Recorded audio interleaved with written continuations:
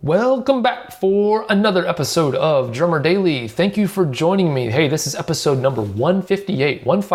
As always, you can check out show notes or links if I mention anything like that at danielhadaway.com/158. Hey, before I get started today, I just want to encourage you, if you haven't already, I'd love for you to check out some free training, and there's an offer involved. I'm going to be fully honest with you. At the end of the video, there is an offer, but I want to offer you some free training over at boomclick.net. The training is how you can become rock solid with a click track, drumming with a click track in 14 days. And the cool thing about the video is, even if you don't plan on taking me up on my offer and paying for anything, you can watch the whole video, take some notes, and you can put your own plan together to becoming really, really solid at drumming with a click track in just 2 weeks. And by now, I hope you understand, if you've listened to me for a while, that drumming with a click track is super important if you want to become a professional drummer or you just want to become a great drummer and you never want to play with a click track again. Getting great with a click track means you have better tempo even when you're not using a click track. So boomclick.net, check it out. All right. So like I said, this is episode number 158, and I wanted to answer another listener question. Now, this question is something similar to something that I've answered before. And so I'm going to kind of twist it a little bit and take a certain angle on this question to maybe provide some new insight. And the question is this. It says, how do you get noticed and network and get sessions and become recognized by people?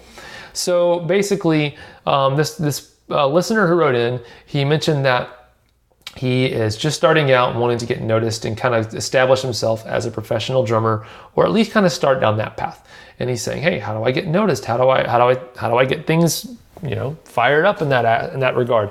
And so my answer to that question, I've answered that question a few other times on the podcast, and I believe the best way to probably to find all of those episodes is to go to danielhadaway.com, and then if you go to there's a link on my website. I'm there now, actually. If you click on right on the homepage, there's a button, a blue button that says Explore the Pro Musicians Quadrant. Click on that, and then you click on, there's a button that says Relationships. That would be the place to click. So click Explore Relationships, or I believe you can just go to danielhadaway.com/relationships. That shows you all of the blog posts, all of the podcast episodes that have anything to do with trying to make a career out of this thing and networking, all of those types of things. So this episode will definitely appear under that category as well. But today I want to talk to you about one specific part of kind of putting yourself out there and establishing who you are as a drummer. And that is really your identity. And what do I mean by identity? Well, the big thing is this. I have seen so many drummers go down the path of, well, to be perfectly honest, they're copying other drummers. There are a ton of drummers that I have seen who, just to give you an example, I can watch a lot of drummers and I can say, you know what? All of those drummers watched nothing but Travis Barker videos because of the way they hold their drumsticks, and the way that they set up their drums. And to be completely honest, the way Travis Barker sets up his drums is not the most ergonomic and beneficial, especially for drummers who are just getting started or trying to work on, different aspects of their playing. It doesn't really lend itself to getting better quickly or getting better in an efficient way. The drums are super flat. The cymbals are really high up and out of the way. That's definitely more for show than it is for, it's not a player's setup, so to speak. And I'm not harping on Travis Barker. He's an awesome drummer. I'm just saying that a lot of people copy what he does, and it actually can take away from your own identity.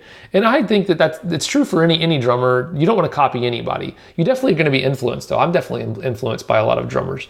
But what I am saying is this.